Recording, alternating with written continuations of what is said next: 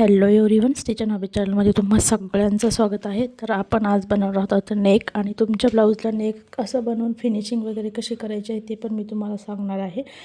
अगदी फिनिशिंगमध्ये ब्लाऊज कसं स्टिच करायचं आहे. आणि जे नेक आहे, पायपिंग वगैरे नसेल, जे बिगिनर आहे त्यांच्यासाठी पण हा व्हिडिओ अगदी महत्त्वाचा आहे. तर आपण इथे कटिंग करून घेतलेली होती. हा आहे माझा मेन फॅब्रिक खालचा, आणि वरचा जो आहे ते आहे अस्तर.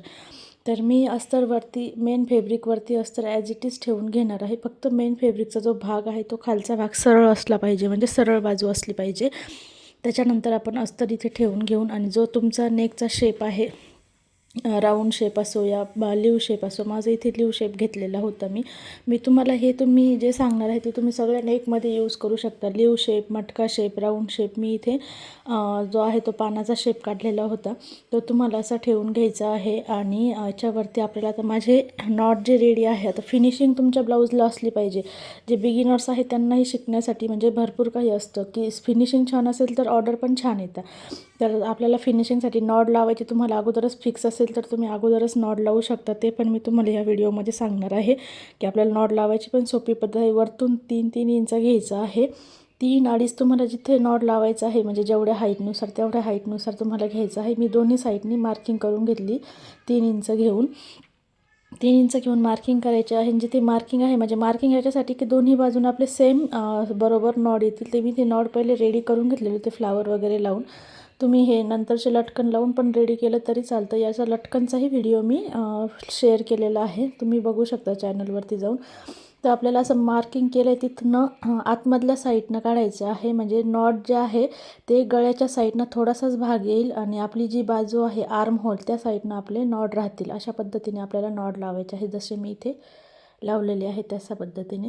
आणि नॉड तुम्हाला ह्या जागेवरती नॉड म्हणजे पॅक करायचे आहे. जी मी प्रेस स्टिच टाईप जसं आपण पॅक करतो, डबल स्टिच देतो त्या टाईपमध्ये तुम्हाला डबल स्टिच घेऊन घ्यायचे आहे. मी त्या जागेवर तुम्ही बघितलं असेल, मी त्याच्यावर 2-3 वेळेस स्टिच दिले आहे की जेणेकरून नॉड लावल्याच्या नंतर आपले नॉड तुटायला नको आहे, म्हणजे एक स्टिचवर नको आहे.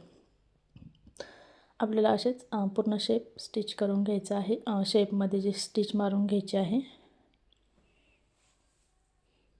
आपण इथे पूर्ण भागाला, म्हणजे हे जे कॉर्नर आहे, कॉर्नरला प्रत्येक वेळेस सांगते सुई कॉर्नरला अटकवायची आणि कपडा सरकून घ्यायचा आहे आपल्याला. त्या पद्धतीनेच कॉर्नर जर आले तर सुई आपली कॉर्नरवर ठेवायची, नंतर कपडा सरकवायचा. असंच करायचं आहे आपल्याला, म्हणजे आपले कॉर्नर पण व्यवस्थित निघतात. त्याच्यानंतर आपले हे जे आहे आपण इकडचा जो नॉड आहे तो मी परत ठेवलेला आहे इथे याच पद्धतीने. तुम्ही परत एकदा बघू शकता मी नॉड कसा ठेवलेला आहे. त्याच्यानंतर परत मी इथे डबल स्टिच देते आहे. लॉक स्टिच जी म्हणतात, लॉक करतो आपण त्या टाईपमध्ये आपल्याला स्टिच देऊन घ्यायची आहे. आणि मी कट करून घेतलं. त्याच्यानंतर हा जो शेप आहे तो मी कट करून घेणार आहे पूर्ण. आपल्याला इथे काळजी ही घ्यायची आहे की आपले नॉट कट झाले नाही पाहिजे.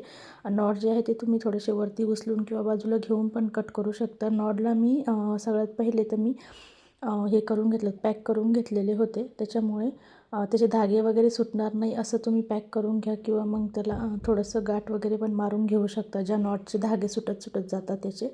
त्याच्यानंतर आपण इथे कॉर्नरला नॉचेस देणार आहोत, जेणेकरून कॉर्नर असो या शेप असो नॉचेस देणं गरजेचंच आहे. जेणेकरून तुम्ही जेव्हा तुमचा नेक रेडी करता किंवा पलटी करता त्यावेळेस तुमच्या नेकला रिंकल्स नाही आले पाहिजे, अशा पद्धतीने तुम्हाला नॉचेस द्यायचे आहे. कट पण नाही झाले पाहिजे शिलाई. तर तुम्हाला इथे असं पलटी करून घ्यायचं आहे. खालचा भाग पण पलटी करता येतो, म्हणजे आपण जी पट्टी लावणार आहोत. पण तुमच्या ब्लाऊजला कसं पट्टी लावली ना की थोडंसं कमरेचा भाग असतो तो वरती उचलत नाही, आणि थोडंसं जाड पण असतं. आता माझा हा इथे कॉटनचा फॅब्रिक आहे, त्याच्यामुळे मी खालच्या साईडनं पट्टीच लावणार आहे टक्स वगैरे देऊन. तर तुम्हाला त्या साईडनं जर पलटी करायचं असेल तर स्टिच मारून तुम्ही पलटी करू शकता. इथे आपण आता इथे प्रेस स्टिच मी देऊन घेणार आहे अस्तरच्या बाजूने, आणि जो खालचा कपडा निघतो आहे त्याला पण मी पूर्ण अस्तरच्याच बाजूने स्टिच देऊन घेत आहे. तर तुम्ही इथे बघू शकता आपली पूर्ण स्टिच रेडी आहे. त्याच्यानंतर हा भाग आपण असंच ठेवणार. वरतून स्टिच द्यायची गरज नाही, कारण की आपल्या ऑलरेडी 2 स्टिच बसलेल्या आहेत. तर वरतून तुम्हाला द्यायची असेल तर देऊ शकता, पण बिना स्टिचचे जास्त छान फिनिशिंग दिसते. त्याच्यामुळे मी याला स्टिच वगैरे काही देऊन घेणार नाही. म्हणजे काही गरजच नाही, मी ऑलरेडी 2 स्टिच मारलेले आहे आतमधून. आणि जरी तुम्हाला वाटत असेल तर तुम्ही अजून एक आतमधूनच मारू शकता, जर वरतून स्टिच द्यायची नसेल तुम्हाला. आणि जर वाटत असेल की आपलं ब्लाऊज उसवल वगैरे तर तुम्ही 2 स्टिच आतमध्ये देऊ शकता. प्रेस स्टिच द्यायच्या अगोदर आपण जे पलटी करायच्या अगोदर स्टिच दिली तिथे. तर तुम्ही इथे बघू शकता आपला नेक असा रेडी झालेला आहे. त्याच्यानंतर आता आपल्याला तुम्हाला मी इथे टक्स वगैरे द्यायची आणि पट्टी कशी लावायची ते पण सांगून देते.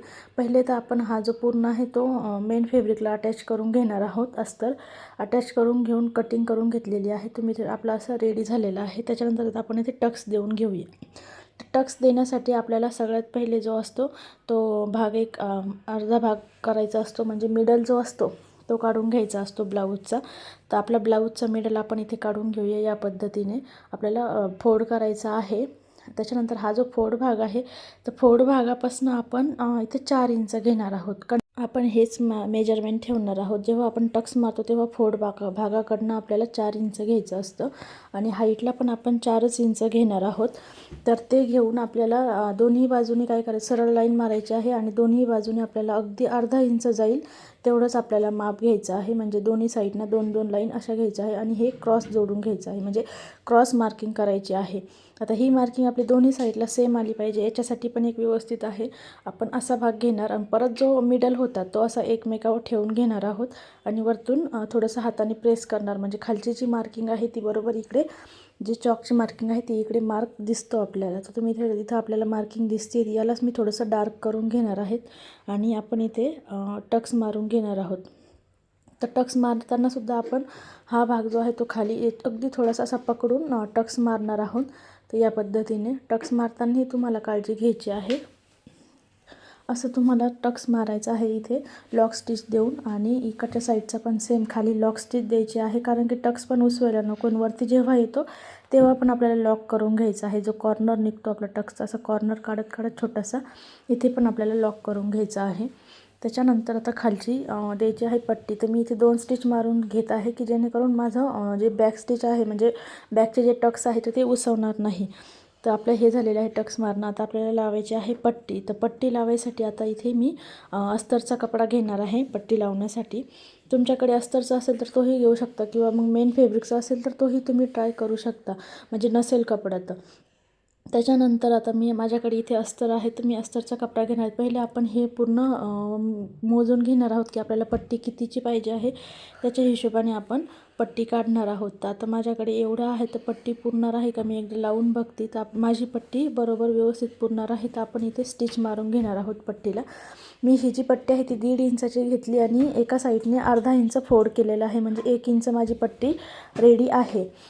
तर इथे बघू शकता तुम्ही मी एका साईडनं फोल्ड केलेला आहे आणि जो फोल्ड भाग आहे तो ब्लाऊजच्या साईडने आहे आणि जो ओपन भाग आहे तो खालच्या साईडने मी त्याच्यावरती अटॅच करत आहे. तर तुम्ही या पद्धतीने आपण पट्टी लावून घेतलेली आहे. इथे पण आपण एक प्रेस स्टिच देऊन घेणार आहोत. जशी मी नेकला दिलेली होती त्या टाईपमध्येच आपण इथे प्रेस स्टिच देऊन घेणार आहोत. तर या पद्धतीने तुम्ही इथे बघू शकता आपण इथे प्रेस स्टिच दिलेली आहे. तर तुम्हाला अशीच प्रेस स्टिच देऊन घ्यायची आहे की जेणेकरून आपला जो अस्तरचा भाग आहे तो इझिली ह्या साईडनी फोल्ड होतो. जी ओपन म्हणजे ब्लाऊजचा जो भाग आहे तिथे इझिली फोल्ड होऊन जातो आणि रिंकल्स पण पडत नाही खाली. तर इथे आपल्याला ह्या भागाला नंतर इथे स्टिच मारून घ्यायची आहे. पूर्ण तुम्हाला असंच रेडी करून घ्यायचं आहे.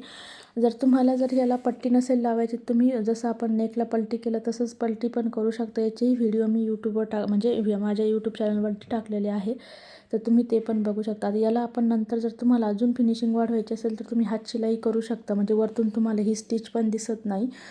जर नसेल लावायची तर हरकत नाही. जर तुम्हाला व्हिडिओ कसा वाटला हे नक्कीच कमेंट्स करून सांगा. व्हिडिओ आवडला असेल चॅनलला सबस्क्राईब करा, व्हिडिओला लाईक करा. थँक्यू.